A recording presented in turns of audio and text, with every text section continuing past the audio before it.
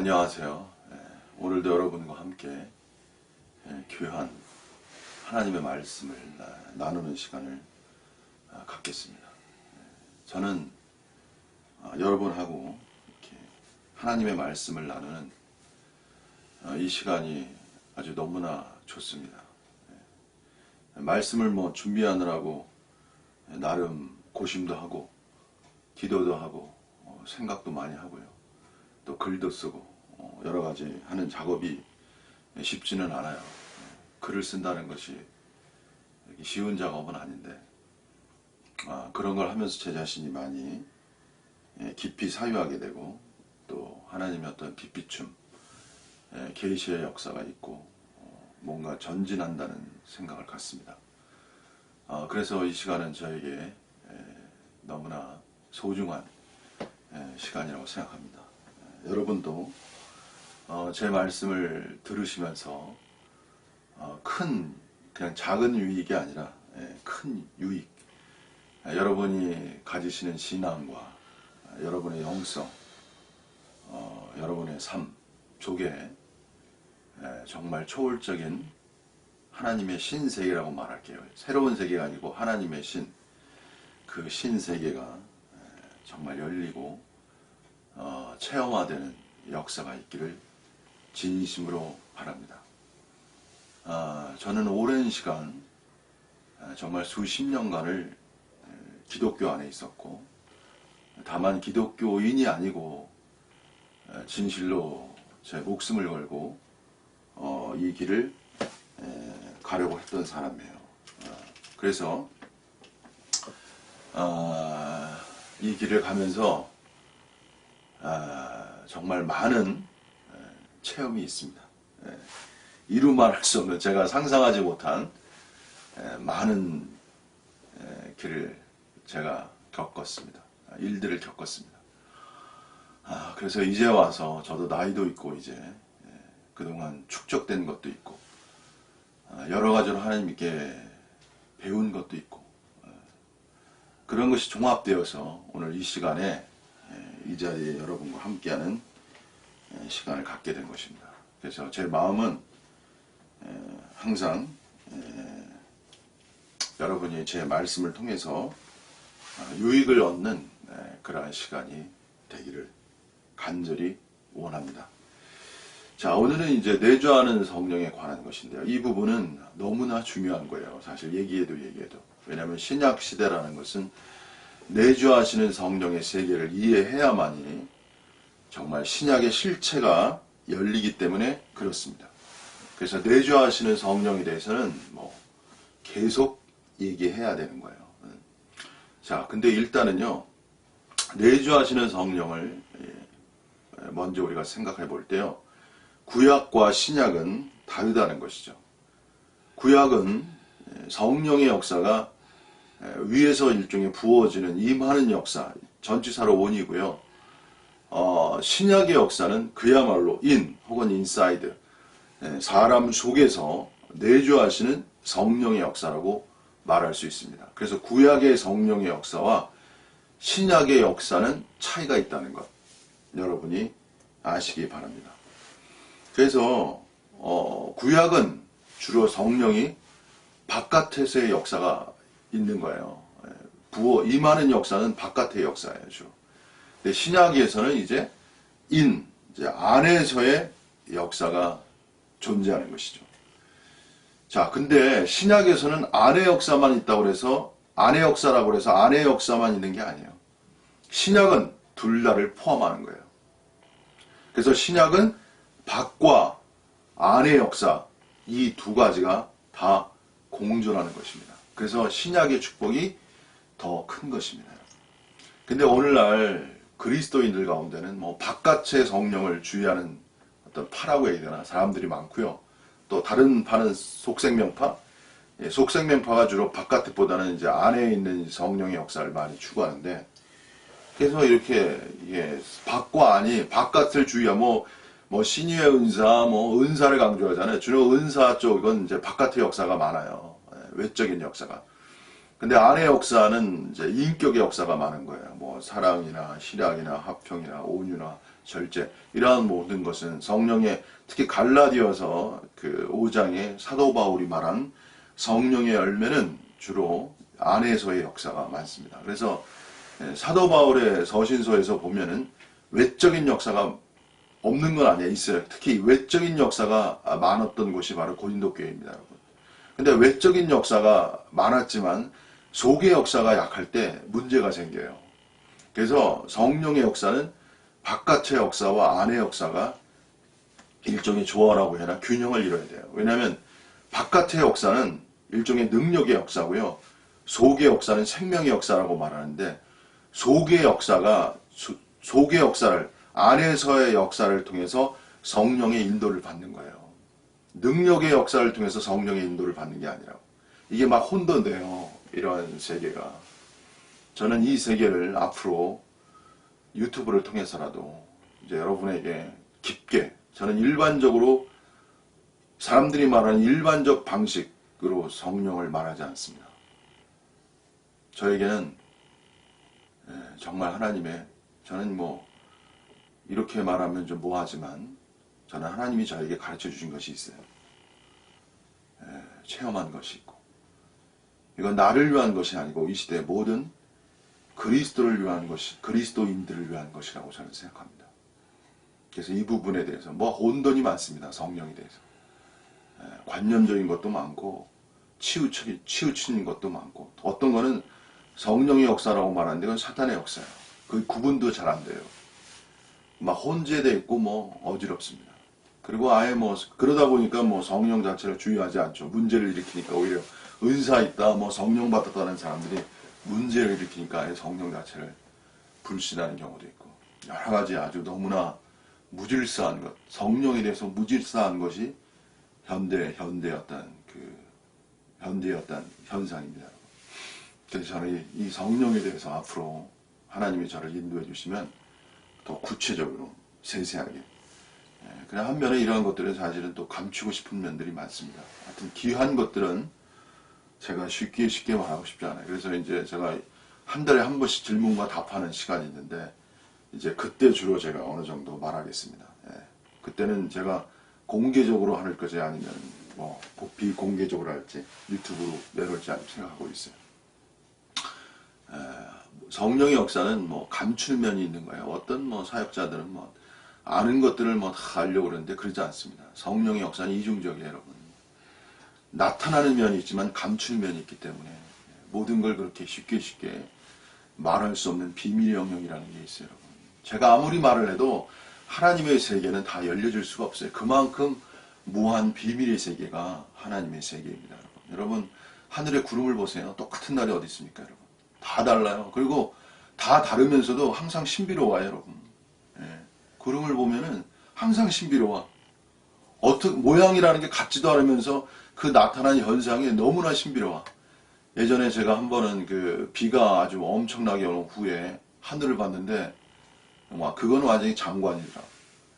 일평생에서 아마 손가락에 꼽을 정도의 그 장관이었어요. 야, 구름이 그렇게 멋있을 수가 없어요. 그 태양의 특히 그 황혼, 태양이 질 때 그 붉은 빛 있잖아요. 야, 이 태양이 가장 멋있을 때가 태양이 뜰 때하고 태양이 질 때잖아요. 네, 태양이 뜰 때보다 태양이 질 때가 더 멋있습니다. 특히 구름과 함께 있을 때 멋있어요. 그냥 딸랑 태양이 있으면 멋있지 않아요. 구름과 함께 그 빛깔이 이렇게 붉게 들 때 이게 멋있거든요. 그런 거 보면서 그 신비롭잖아요.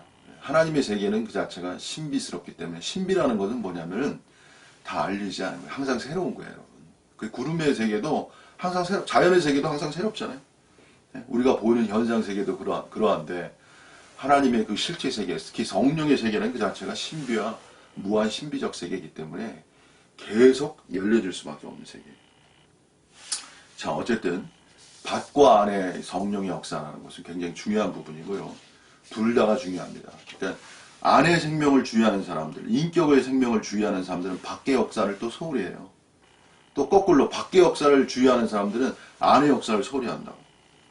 근데 정상적이고 이 시대 특히 미래 그리스도인이라고 제가 말할게요. 미래적 그리스도인의 세계는 성령의 밖의 역사와 안의 역사가 다 있어야 돼요. 다 필요한 거예요. 그 두 가지가 다 필요한 거예요, 여러분. 특히 말세가 될수록 앞으로 열려지는 미래 시대는 이 두 가지가 다 필요한 거예요. 근데 여기서 제가 또 말씀드리면요, 바로 사단은 어떻게 역사냐? 이 두 가지 방식, 이 두 가지 이 방식 속에서 다 역사하는 거예요. 그게 무슨 소리냐면 사단은 밖에 부어지는 성령의 역사를 유사화하는 거예요, 여러분. 그리고 속에서 성령의 음성을 듣고 체험하고 나가는 이 세계를 또 유사화하는 거예요. 사탄은 밖에 있는 성령, 안에 있는 성령, 이 두 가지의 방면을 다 유사화하는 거예요, 여러분. 그래서 그리스도인들을 속이는 것입니다. 그래서 이 두 가지 면을 어떻게 속이는지도 제가 말씀드려야 돼요. 특히 이제 밖의 역사를 통해서 속의 성령을 속이는 역사를 예리하게 말한 것이 제가 이렇게 말씀드린 이반 로버츠, 제시펜 루이스의 그 성도들의 전쟁이라는 그런 책이 있습니다. 그 세계 속에서 어느 정도 말하고 있어요. 그 세계를 지금은 사단은 더 넘어서 진행하고 있습니다. 자, 이 정도만 말씀드리고요. 자, 다음에는 구약의 이제 중요한 구절인데요. 이제 구약에서 이제 신약을 약속하신 말씀인데, 에스겔 36장 27절, 제가 많이 말한 구절이죠.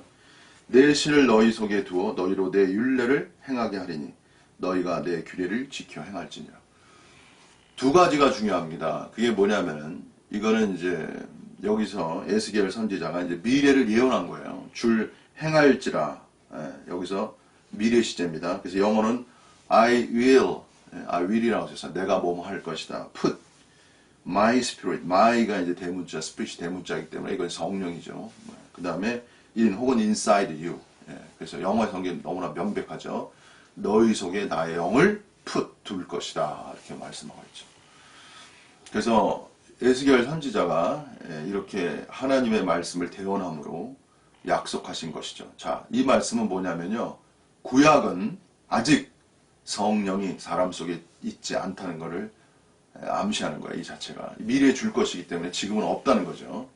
그래서 구약은 성령이 사람 속에 내주하는 역사가 아니에요. 그리고 구약에 있어서 이제 예수 그리스도가 이제 여기서 중요한 것이 내가 가야 그가 오리라고 그랬잖아요. 그래서 주님이 가실 때 가심으로써 성령이 오시는데 이제 그 성령은 어떤 방식으로 오요? 사람 속에 내주하는 방식으로 이제 오시는 거예요. 그래서 성령이 사람 속에 내주하도록 역사하시는 그것이 바로 성자의 사역인 거예요. 그래서 성자의 사역이 존재해야 성령이 사람 속에 내주하는 역사가 이루어지는 거예요, 여러분. 이 관계도 있어요. 어떻게 그러면 성자 역사 속에서 성령이 내주하시는가? 이제 그 길이 또 있습니다. 이제 그것이 이제 그리스도론과 이제 관련이 있습니다. 자, 어쨌든 구약에서는 이렇게 성령이 밖에서 역사했지 안에서 역사하지 않았어요. 이제 신약이 와서 분명히 이렇게 안에서 역사한다는 것을 말씀하고 있습니다. 그래서 고린도전서 3장 16절에 보시면요, 이제 사도 바울이 이제 또 말해요. 아까 에스겔은 구약의 말씀이고, 이제 신약의 고린도전서는 바울의 말씀이죠. 너희가 하나님의 성전인 것과 하나님의 성령이 너희 안에 거하시는 줄 알지 못하느냐. 고린도 교회는 특징이 뭐냐면은 외적인 성령에 대해서는 아주 은사가 많았잖아요.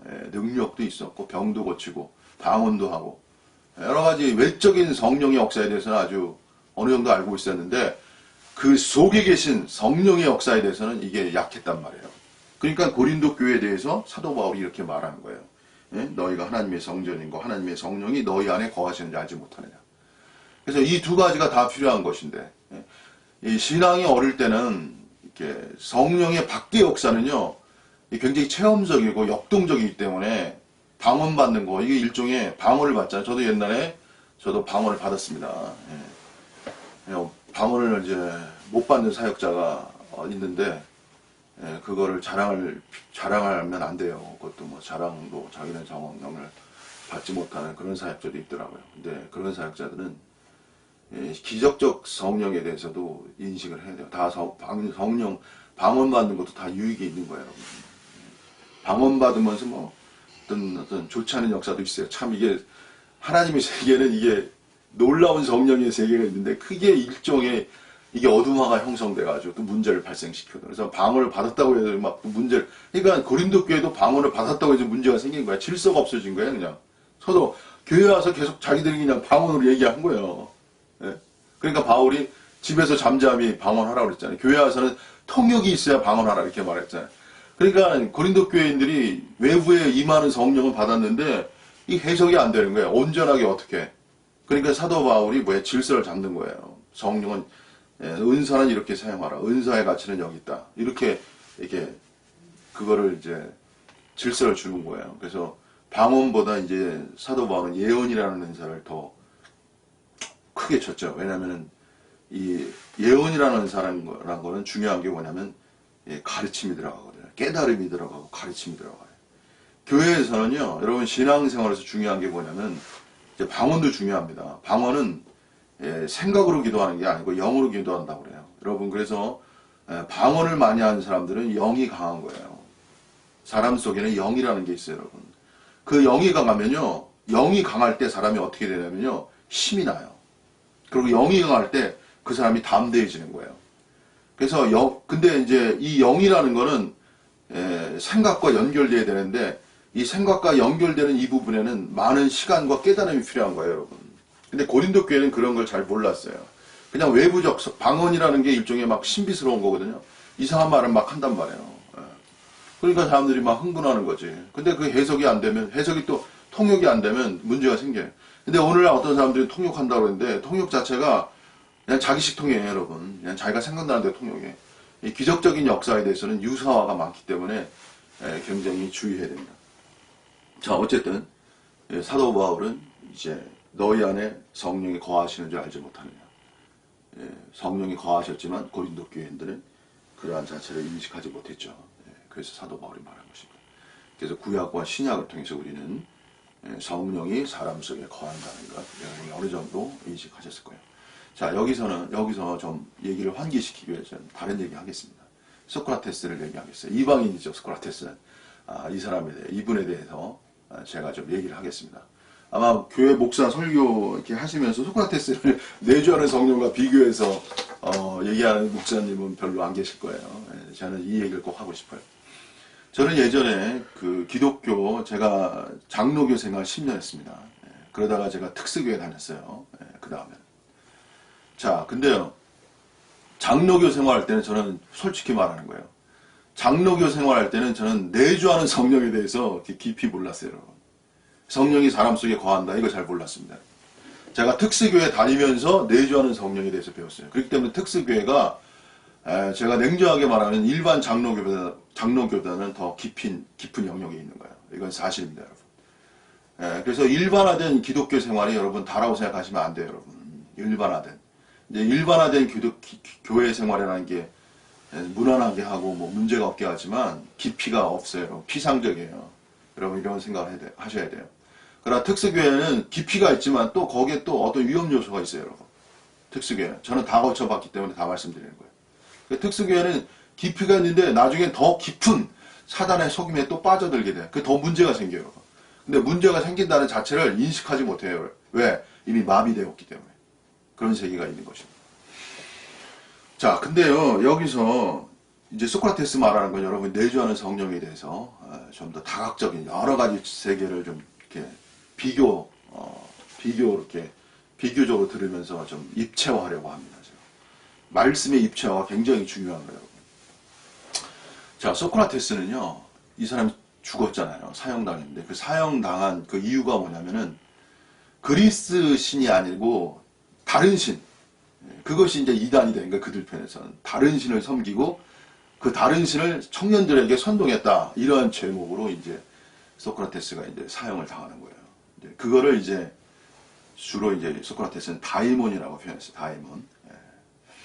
근데 이 소크라테스라는 사람은요, 다른 사람이에요, 여러분. 그게 무슨 소리냐면 소크라테스 시대의 그리스 사람들은 신관이 뭐냐면은 신화적 신관이에요. 신화적 신화이라는 건 아폴론 뭐 이런 거 많이 들어보셨죠, 여러분? 그러니까 그리스 신화라는 게 무슨 많은 신들이 있잖아요. 근데 그 신들이 거의 인격적이에요. 그리고 사람 몸처럼 비슷하고 그런 많은 신들이 있어요. 디오니소스 이게 다 저기 막 그리스, 아폴론 많죠. 그래가지고 그 신들이 그 신들을 믿었던 것이 그리스예요.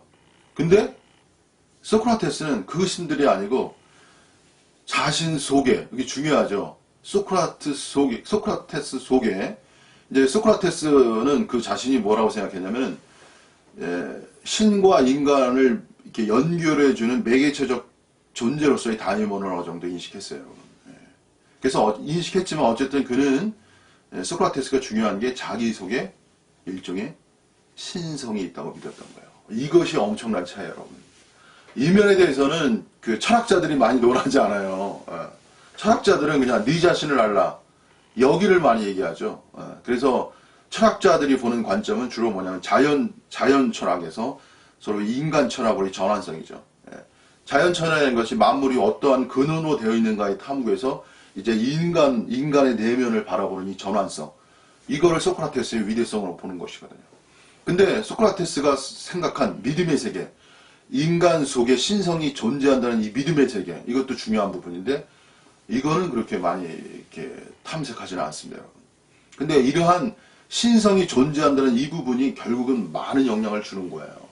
그래서 이제 플로티누스의 그 철학으로도 이제 이 연결되는 거예요. 그래서 플로티누스는 이게서 그 신성의 관점을 갖다가 다만 신성이 아니고 일자라는 관점의 세계를 이제 형성하는 거죠. 일자, 오직 원니스, 하나라는 개념을 선성하고 거기서 이제 그 원니스의 세계가 더 이제 발전하는 게 뭐냐면 유출이라는 단어예요. 그 원니스, 신성이 유출화된다. 계속 이렇게 분별하는 단어는 어떤 특수한 채 쓰는데 이미 플로티누스가 유출이라는 단어가 분별한 단어가 비슷한 단어인데 그게 유출적 개념이에요. 그 일자가 뭐야? 유출, 밖으로 흘러나오는 개념이란 말이에요. 여기 신비롭죠, 여러분? 이런 세계가. 신성의 세계가 인성의 세계 속으로 흘러나오는 거야. 이게 이 자체가 신비로운 거야, 여러분. 신비주의가 굉장히 그럴듯합니다, 여러분. 놀라운 거예요, 일자사상도. 자, 어쨌든 소크라테스는 다이몬이라는 개념을 통해서 신성이 존재한다. 그리고 소크라테스에게 중요한 건 뭐냐면 이 신성, 내적인 음성이라고 말해요. 현대에 와서 철학자들은 이 내적인 음성을 주로 어떻게 해석하냐면 양심의 소리라고 해석합니다. 그래서 인간에겐 다 양심의 소리가 있잖아요, 여러분. 그게 신성과 관련이 있는 거예요, 사실. 양심의 소리라고. 그래서 사도 바울은 또 어떤 말 하냐면 양심 안에서 섬긴다는 말을 했어요, 여러분. 저도 옛날에 어떠한 일이 있었을 때 진짜 하나님의 뜻을 모르겠더라고. 어떻게 해야 할지 모르겠어요. 제가 어떤 사건에 휘말렸는데 이건 정말 사랑과 의리로 어떤 일을 했는데 그것이 나에게 손해를 주는 거야. 엄청난 나름의. 아주 제가 힘들었어요. 그 친인척 관계에서. 아유 참 이렇게 하면 안 돼. 세상 살면서 사람들에게 피해 주면 안 됩니다. 친인척 특히 돈 문제로. 저는 또 사랑도 많고 인정도 많아가지고 그냥 돈 문제로 그냥 엮였는데 제가 그걸 어떻게 해결해야 되는지 의로운 관점에서는 그 돈 주면 안 되는데 이거 뭐 엮이는 바람에 어쩔 수 없었지.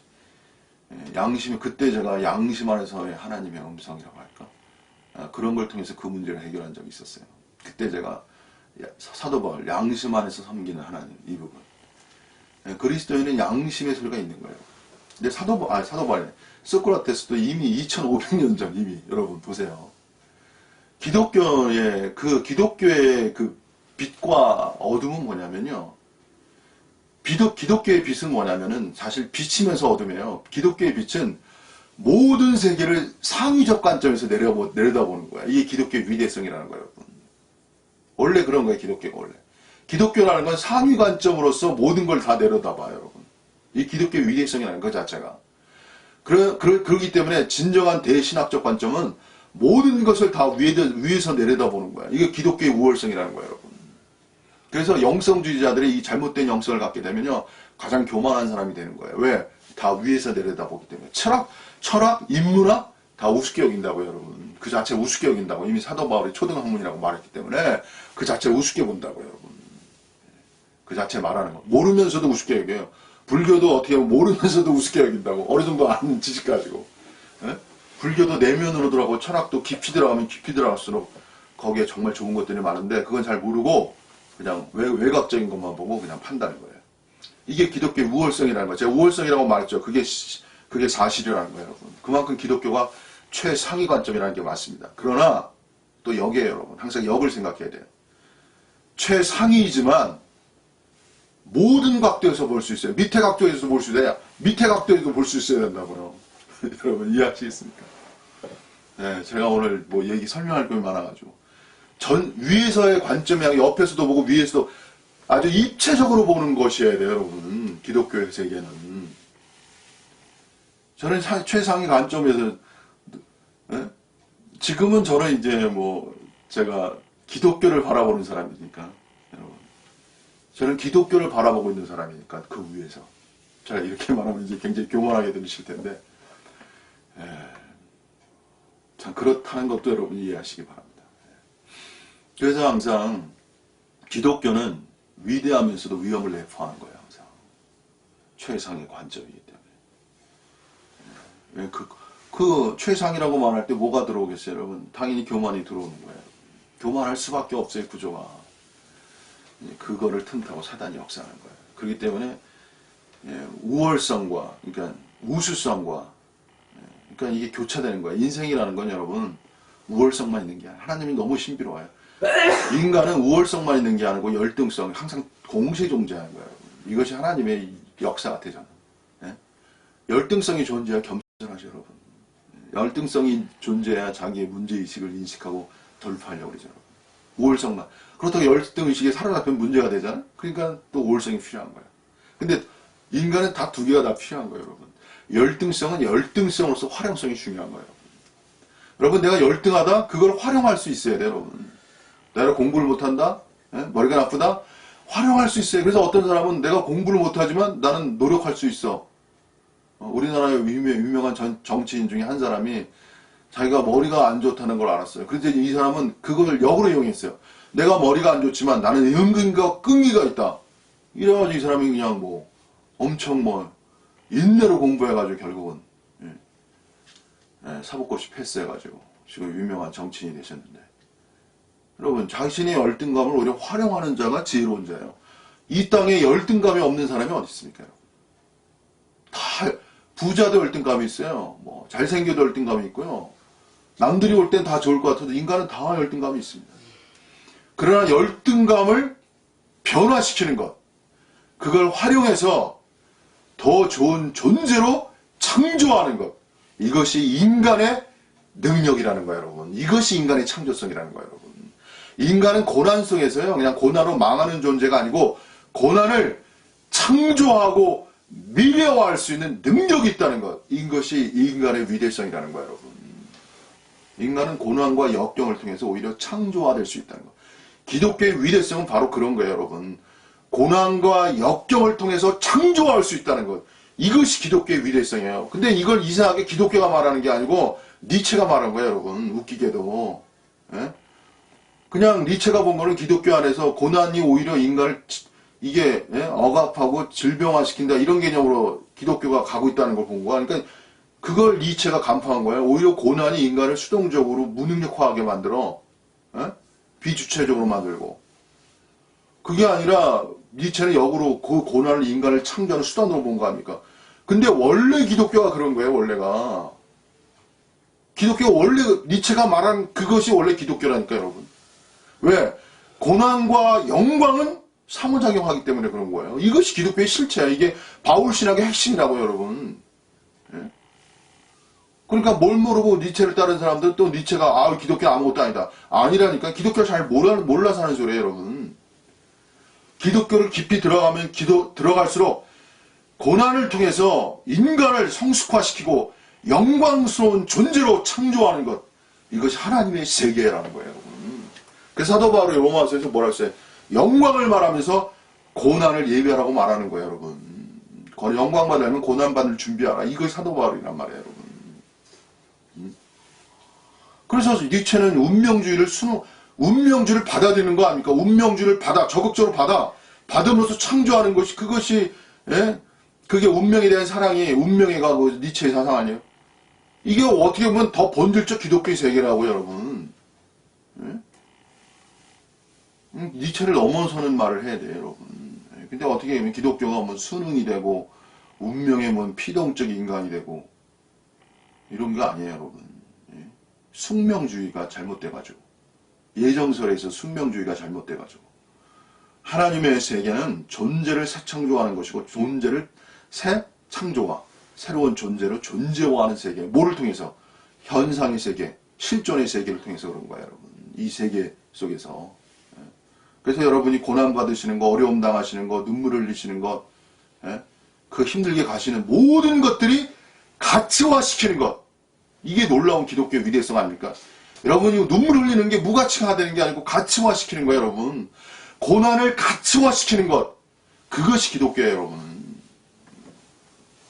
그래서 오늘도 살아갈 힘을 얻는 거 아닙니까, 여러분? 고난이 있어도, 어려움이 있어도, 난적이 있어도, 여러분, 인생이라는 게 난적이 나타나죠. 어려운 상대가 나타나잖아요. 그런 어려운 상대를 돌파함으로써 새로운 창조적 존재가 되는 거예요, 여러분. 저는 제가 가장 난적이 누구냐? 제 자신이 난적이야. 제 자신이. 정년으로 인한 사람이 난적이야. 저는 저 자신을 계속 돌파해 나와야 돼. 얼마나 감사한지 모르겠어요, 여러분. 네? 저는 제 자신이, 아유, 제가 오늘 이거 다 얘기해야 되는데, 다 말할 수 없는 일은. 자, 오늘 한 가지만 더 얘기하고 마쳐야겠어요. 계속 얘기해야 되는데, 시간이 없어. 너무 다른 얘기를 많이 가지고. 자, 소크라테스에서 우리가 중요하게 이제 발견되는 건 뭐냐면 두 가지라는 거예요, 여러분. 그게 뭐냐면, 소크라테스의 위대성은 뭐냐면은, 신성이 내 안에 존재한다는 걸 믿음화했다는 거예요. 이것이 첫 번째고요. 두 번째는 실천화했다는 거예요. 기독교는요, 이걸 배워야 돼요, 영어로. 기독교인들은. 성령의 내주하는 세계는요, 어떤 사람들이 체험하냐면 믿음화하는 사람들이 체험하는 거예요, 여러분.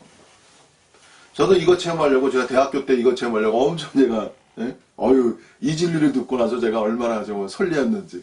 성령이 내주한단 말이야. 얼마나 설레입니까, 여러분, 맨 처음에. 예? 아주 새로운 세상이 열리지 않았나요? 저는 이 말 들을 때 옛날에 그 대학교 시절인데 20대 시절인데 막 마음이 설레이더라고. 야, 성령을 내 안에서 체험할 수 있다고? 그때는 막 그냥 정말 마음이 설레었습니다. 그래가지고 제가 사모했어요. 뭘 사모했냐면 어떻게 성령을 내주하는 성령을 체험할 수 있을까? 막 음성이 들리는 거야? 여러분 귀에서 음성이 들리는 거? 마음에서? 이게 굉장히 궁금하시죠, 여러분? 네? 정연욱 목사는 성령도 체험했죠. 사탄도 체험했기 때문에 여러분. 네? 나중에 아까 성령도 체험했고 사탄도 체험했어요, 여러분. 네, 참 이거 이렇게 가감히 저는 말합니다, 여러분. 둘 다 체험한 거예요, 저는 사탄을 체험할 줄 몰랐는데, 원래 성령의 체험을 추구하잖아요. 그럼 제가 이렇게 말씀드릴게요. 진짜 그 사람이 성령을 체험하면요, 사탄의 역사는 필연적이에요. 제가 이렇게까지 말하겠습니다. 사탄이 뭐 하겠어요, 여러분? 사탄이 놀겠습니까? 성령의 역사를 체험한 자를 공격하는 것이 사탄의 역사라는 거예요, 여러분. 너무 뻔한 얘기 아닙니까, 여러분? 어떤 사역자는 그냥 성령만, 사탄 얘기는 거의 못해요. 그런 사역자가 있습니다. 그래서 성령에 대해서 엄청 많이 아는 것처럼 얘기해요. 거짓된 거예요, 여러분. 그리고 어떤 단체도 그래. 그냥 뭐 성령 얘기, 하나님 얘기, 삼위일체, 뭐 미래, 생명주는 뭐 7배로 강화된 성령 엄청 얘기해요, 여러분. 사탄 얘기는 못해요. 전혀 없어요. 제가 말씀드릴게요. 거짓이에요, 여러분. 여러분, 밖에 나서 차 한번 운전해보세요, 여러분. 차. 한번 달려보세요. 걸어가 보세요. 걷는 거하고 달려볼 때 뭐가 차이 납니까, 여러분? 저항이라는 게 차이 나는 거예요, 여러분. 속도가 세면 셀수록 반드시 뭐가 형성됩니까? 저항이라는 게 형성되는 거예요. 그래서 속도는 저항과의 싸움이에요, 여러분. 냉정하게 말해서. 오늘 성령의 역사는 사단과의 싸움입니다. 이게 저희 아주 솔직한 말씀입니다. 사단과의 싸움이 없는 성령은 그 자체가 거짓된 거예요, 여러분. 저는 예전에 이걸 몰랐어요, 여러분. 눈물 많이 흘렸어요, 정연욱 목사. 내가 왜 이런 남들이 이해하지 못하는 세계를 걸어가야 되는지. 정말. 저는 뭐, 제가 유튜브에서 뭐, 노골적으로 많은 얘기를 할 수는 없지만, 저는 평범한 인간 이상, 보통의 인간 이성의 세계를 체험한 게 아니에요. 이성을 넘어서는 세계를 제가 체험하게 했기 때문에. 그 당시 이해가 안 되더라고. 너무 괴롭더라고. 하나님이 나를 사랑하는 것까지 의심했으니 이건 뭐 나를 버리시는 건가 사랑하는 건가. 나중에 시간이 지나서 그것이 나에게 하나님이 큰 대사랑이라는 걸 내가 역으로 알았어요. 야, 이게 진실이구나. 그래서 예수님도 성령에 충만하셨을 때, 성령의 인도를 받아, 이게 또 기독교의 미래성 아닙니까? 그 광야로 시험받아 가셨잖아요. 근데 거기서 예수님은 승리하셨어요, 여러분. 그냥, 예수님은 실패가 없어. 저는 그걸 보면서, 저는 실패자예요. 정렬은 실패자라고 제가 노골적. 저는 실패자예요. 근데 실패자이기 때문에, 그렇기 때문에 여기서 또 놀라운 하나님의 대긍휼과 대은혜 안에서 여러분에게 정말 좋은 것들을 말할 수 있는 이 세계 사람이 된 것입니다. 이게 참 기묘한 역사입니다, 여러분. 베드로도 아까 말씀드려야 되겠지만, 베드로도 결국은, 예? 아나니아, 지금 오늘 제가 말씀드려야 되는데, 아나니아가 이 사단이 너희 속에 가득하다고 그랬잖아요. 베드로가 어떻게 아나니 속에 사단이 가득하다는 걸 알겠습니까, 여러분? 제가 실체적인 얘기 말씀드릴게요. 베드로는 자기 자신이 사탄적 존재성이라는 걸 이미 체험해 봤어요, 여러분. 예수님을 통해서. 그렇기 때문에 아나니아 속에서 사단이 어떻게 그를 속였는지를 말했기 때문에 성령을 속였다고 말하는 거예요. 그리고 사단이 가득했다고 말하는 거예요. 사도 바울이 예수님을 통해서 예수님이 사단아 내 나를 물러가라 그랬잖아요. 엄청난 그 일생이 아마 대충격의 말이었을 거예요. 자기가 어떻게 사단의 말 베드로는 예수님을 위한다고 말한 거예요, 여러분. 그리하지 마옵소서. 십자가 지지 마옵소서 이렇게 말한 거거든요. 베드로는 의와 사랑으로 충만해가지고 말한 거예요, 여러분. 예수님을 정말 사랑해서 의와 사랑으로 그래서 말한 거예요. 근데 그 속에 뭐가 숨어 있었던 거야? 사단이 숨어 있었던 거예요. 이 하나님의 그 99%가 하나님의 것인데 1%가 사단의 것이야. 예? 이거 너무 심한가? 10개가 하나님의 것인데 딱 한두 개가 사단의 것이야. 그 사단의 것을 통해서 사단이 역사하는 거예요. 그렇기 때문에 성령의 역사라는 것은 10개를 속에서 2개의 속임의 역사를 계속 간파해 나가는 거예요. 바로 그 2개의 역사를 갖다가 사단이 어떻게 역사하냐면요. 증가시키는 거예요, 여러분. 그래서 2개가 3개가 되고 3개가 4개, 5, 6. 그래서 그 존재를 삼켜버려요. 여러분. 이게 무슨 말인지 여러분 잘 이해가 안 되시 어떤 면에서는. 사단은 하나로 들어오는 거야. 10개가 하나님의 것이야. 하나가 사단의 것이야. 근데 하나를 숨겨 들어와. 근데 하나를 증가시키는 거야, 여러분. 그래서 하나가 2개, 3개, 4개. 그래서 나중에 10개를 만들어 버려요. 이것이 사단의 전략. 사단은 굉장히 지혜로워요. 사단은 천천히 들어와요. 사람의 이성 속에 들어오는 거야, 이성. 그래서 그 성경에 보면은 생각과 마음 속에 들어온다고 말해요. 그리고 사단이 아예 그냥 들어왔다는 말도 표현해요, 여러분. 그래서 사단은 사람 속에 들어올 수 있어요, 여러분. 이런 거 너무 신비롭고, 이게 또 뭐 여러 가지로, 너무 저게 신비로운 건 제가 뭐 이렇게 깊게 말하고 싶지가 않아요. 여러분, 그래서 항상 영성을 추구한다. 불교도 마찬가지예요. 불교도 마찬가지입니다, 여러분. 왜 그러냐면요. 불교도 마찬가지예요, 볼 때. 왜? 불교를 추구하는 자, 하나님을 추구하는 자, 이 추구한다는 자들은 어떤 자들이냐면요.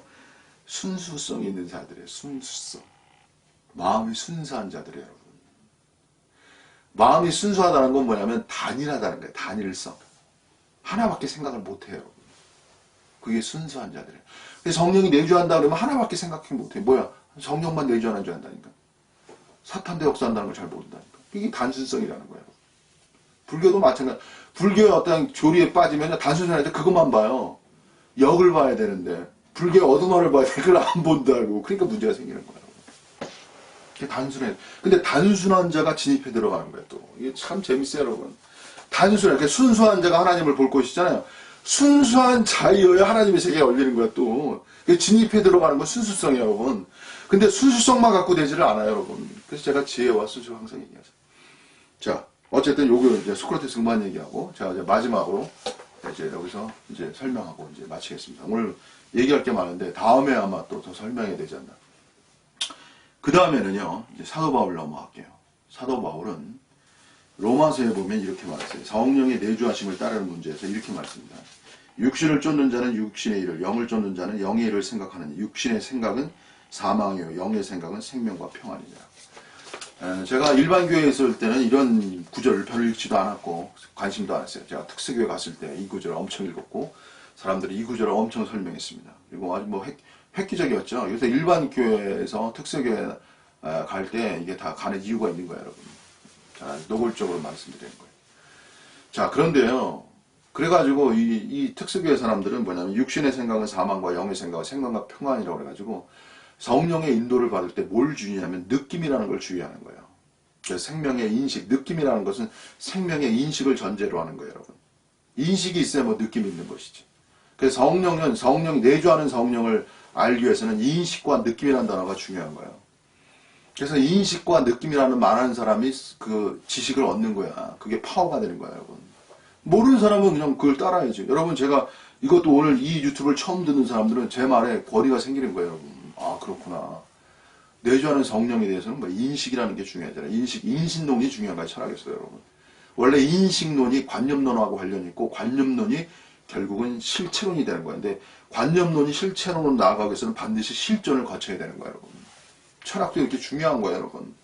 관념론이 플라톤 사상의 핵심이고, 실존론이 니체 사상의 핵심이에요, 여러분. 그래서 관념론은 실존을 통과해야 실체화가 일어나는 거예요, 여러분.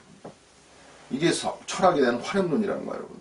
철학을 깊이 알고 그 세계를 막 관통하거나 뭐 아주 그냥 요리할 수 있어야 성령의 이 하나님의 세계가 얼마나 신비롭습니까, 여러분.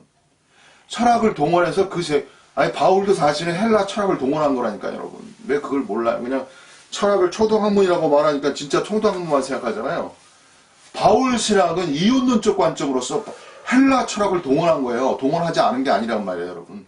그렇게 해야만 하나님의 신비가 열리기 때문에 그렇게 말한 거예요. 근데 예수님의 말씀하고 바울 신학은 또 거의 차이가 있는 거예요. 예수님은 이혼론적이지 않아요, 여러분. 그게 예수님 말씀의 굉장한 특징성이에요. 예수님은 삼원론적이야. 이걸 나중에 언젠가 제가 말씀드리겠습니다. 바울은 어디까지나 이혼론적이에요, 여러분. 그렇기 때문에 어거스틴이나 루터나 칼빈이 다 이혼론 세계에 흡수될 수밖에 없어요. 바울 신학적이란 말이에요, 다 거의 다. 예수님 신학? 예수님의 말씀적인 건 삼원론적 세계라고요, 여러분. 제가 여기서 하나 말씀드릴게요. 미래펜타 신학제가 연구소 소장이잖아요. 미래펜타 신학의 그 특징은 예수님의 말씀의 삼원론적인 거예요. 그런 것입니다, 여러분. 미래펜타 신학. 제가 굉장히 이건 하나님의 미래펜타 신학으로 저를 이끌어 주신 것은 제가 이끌어 주셨다고 생각해요. 제가 창시한 사람이 아니니까. 제가 또 이 말씀도 드리고, 이끌어 주신 것은 저는 하나님의 대축복이라고 생각합니다. 저는 앞으로 말해야 돼요. 제가 또 너무 할 말이 많아지는데, 정말 할 말이 많습니다. 그래서 성령론이라는 거는 성령론이라는 건 어디서 형성되냐면요. 구분론이에요, 구분론. 성령론의 핵심은 성령론만 추구해서 성령론이 되는 게 아니고 성령론과 사탄론의 구분성.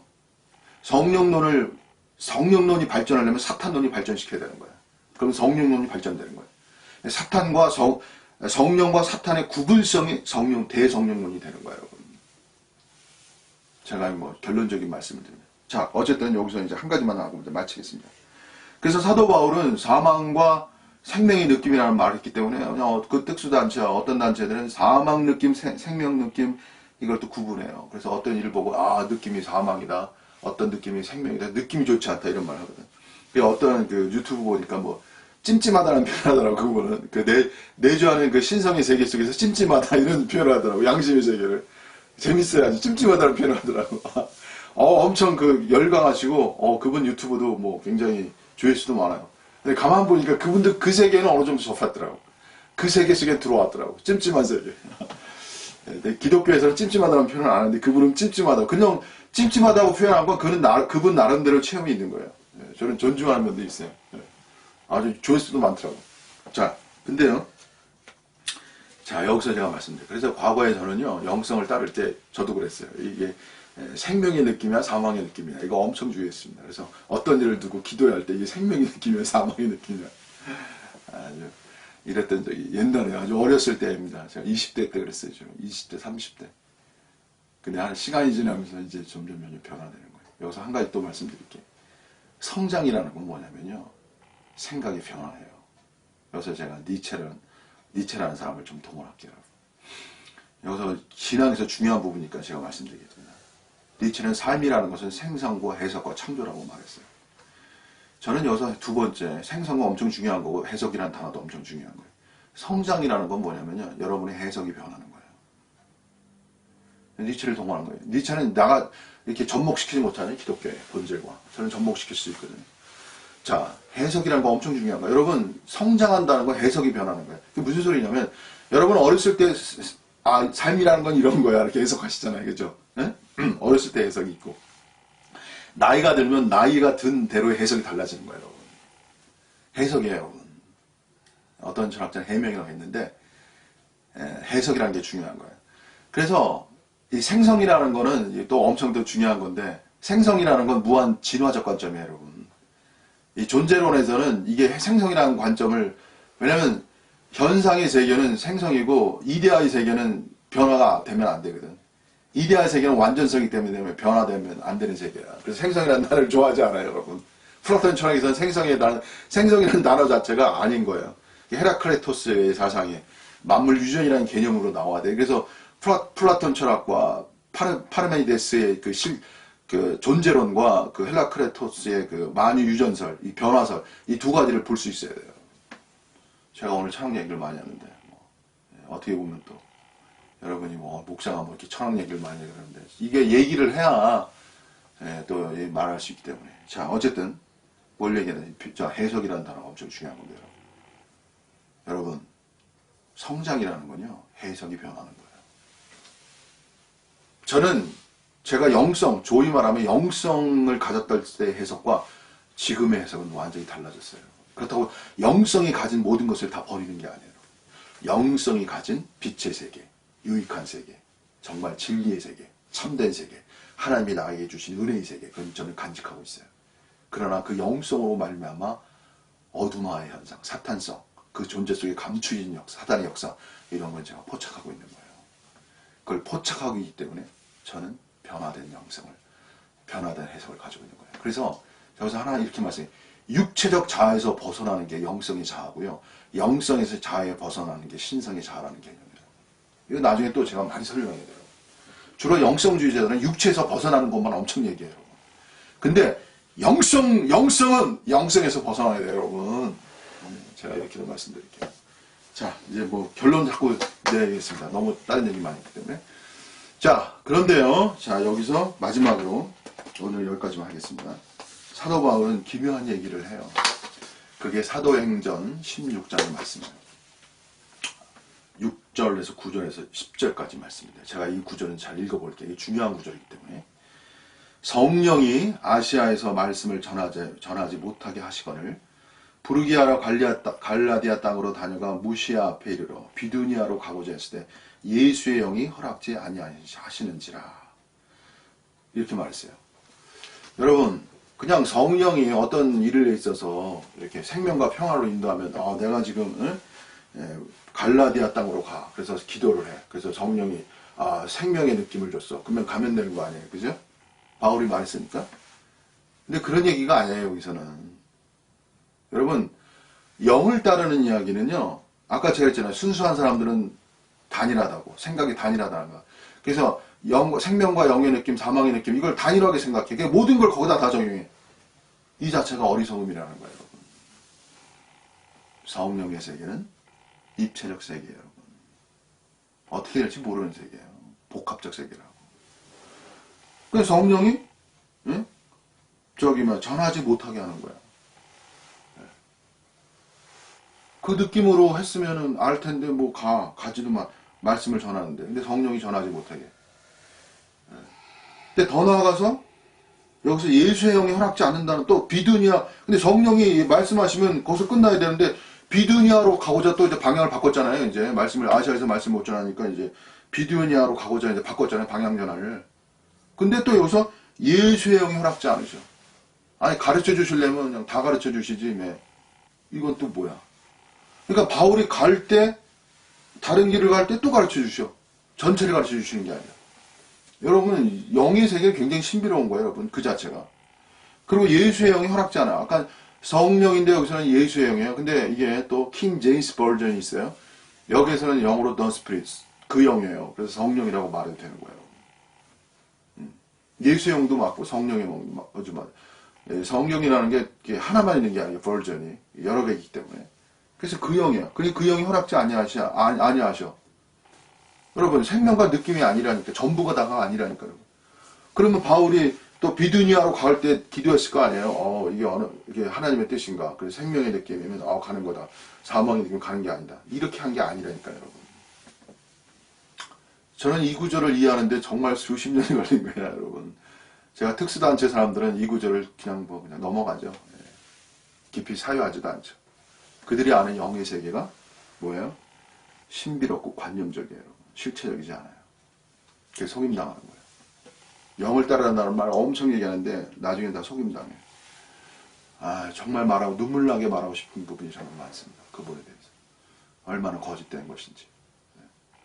그런 사역자도 있어요, 좀 발전된 사역자인데 그런 사역자도 있습니다.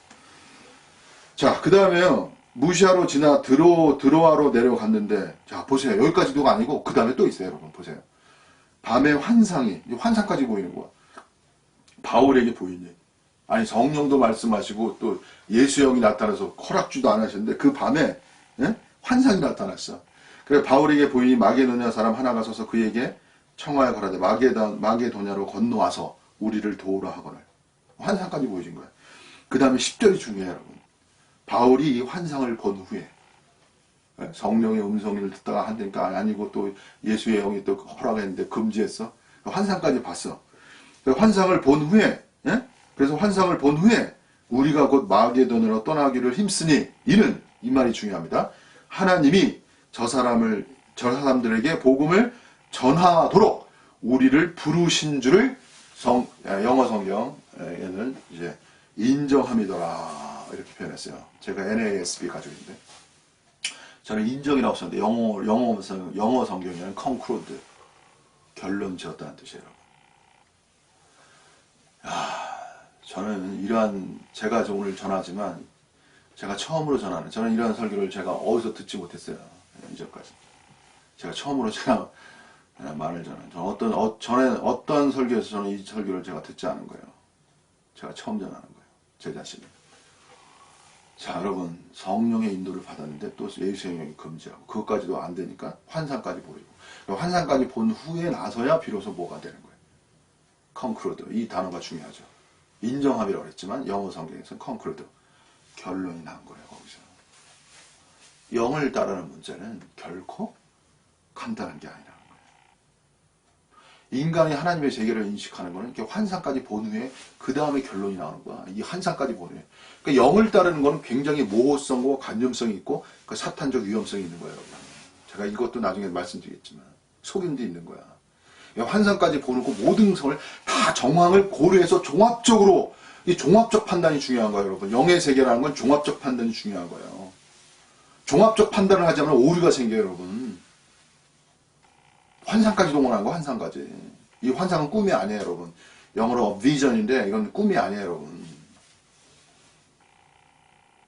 이렇게까지 동원을 해야 결론에 이르는 거야. 영을 따르는 문제가 결코 생명의 느낌, 사망의 느낌 이거 갖고 되지 않는다는 것을 제가 단적으로 사도행전을 통해서 말하는 거예요.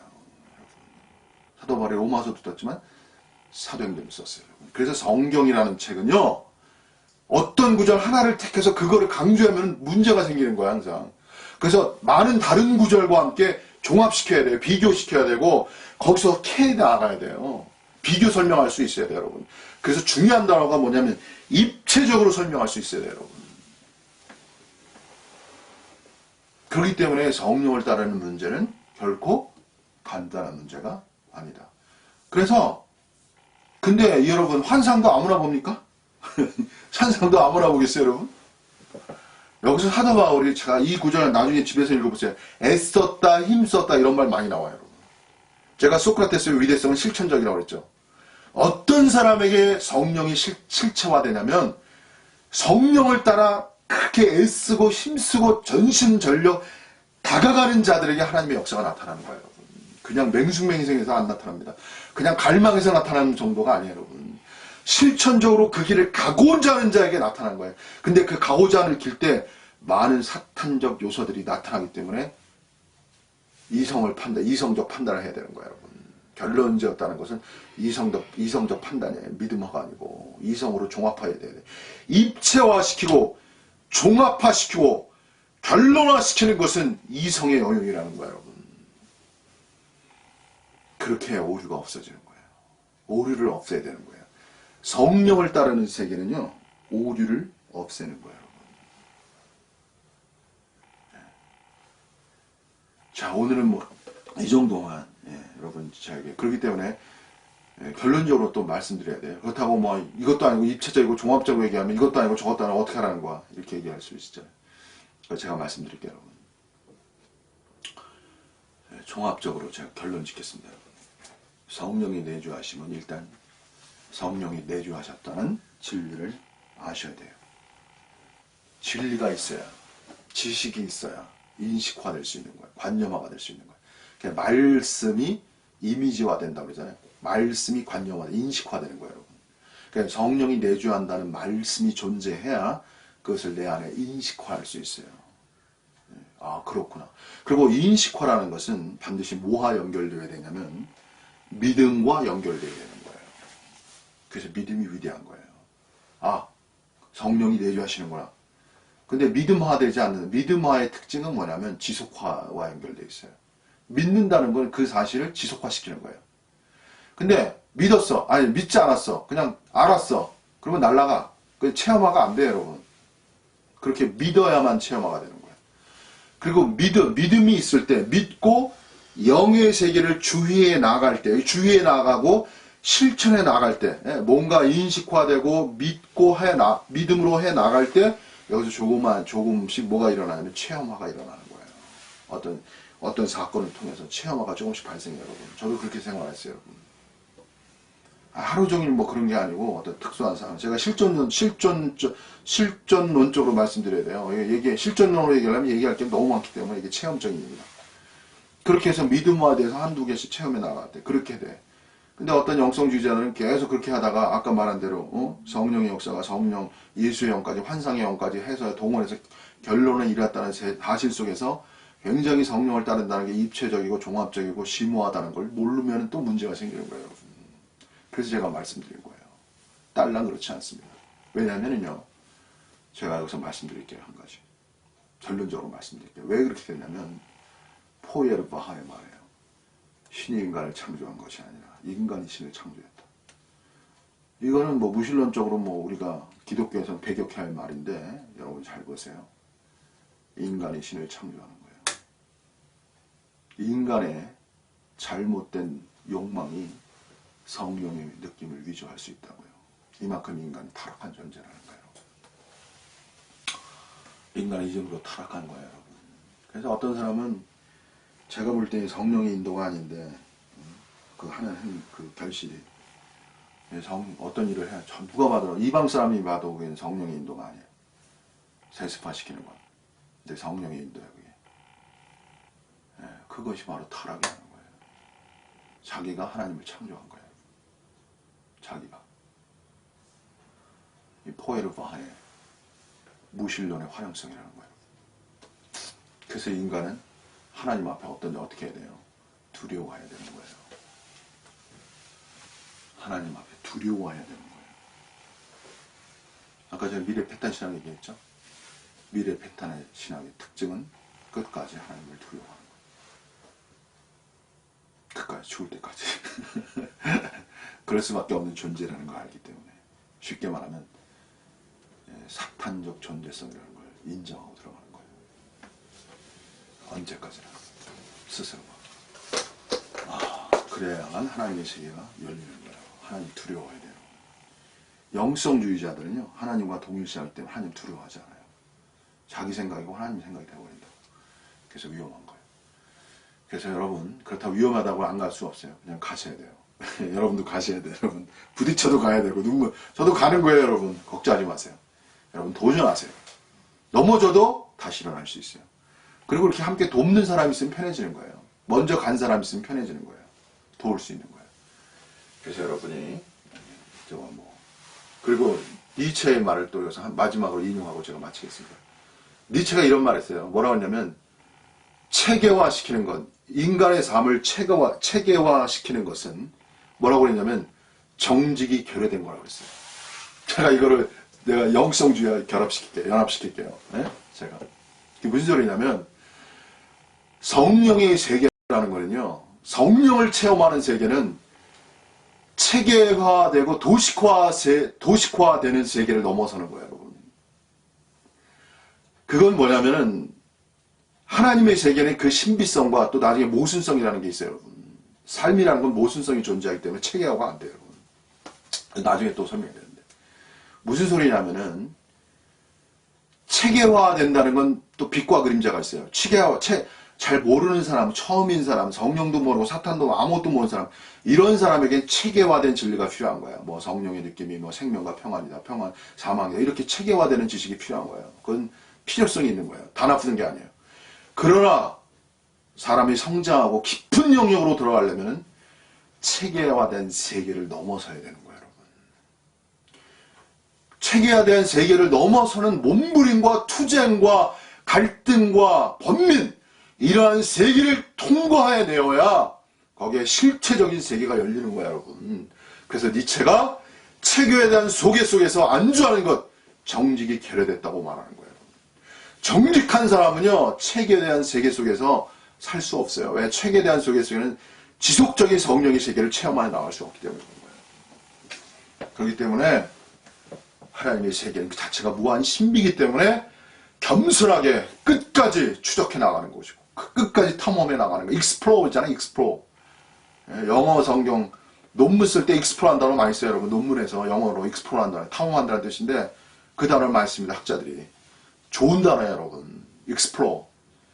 하나님의 세계는 무한 탐험의 세계예요, 여러분. 무한 등정의 세계고, 고도를 높여서 가는 게 아니라, 고도가 낮춰지는 게 아니라, 고도를 높이기 때문에 끊임없이 수고하고 끊임없이 전진해 나가는 거야. 그러면서 희열을 느끼는 거야. 왜? 고도가 높여서 산으로 올라갈 때 거기에 보이지도 그 세상 속에 보이지 않는 꽃도 보고, 거기에 깊은 개울도 보고, 호수도 보고, 그런 거예요, 여러분. 예? 그래서 하나님의 그 창조의 세계는 이미 정해진 룰이 아니에요, 여러분. 자기 자신이 새롭게 겪어가면서 하나님의 세계를 하나하나 탐험해 나가는 세계예요. 이것이 정직한 이야기입니다. 여기서 세상이 주지 않는, 세상에서 누릴 수 없는, 하나님 세계에서 누릴 수 있는 차별화된 전혀 다른 세계의 축복, 이걸 누리시면서 여러분 전제에 나가시기를 바랍니다. 네, 감사합니다. 오늘은 여기서 마치겠습니다. 네, 감사합니다.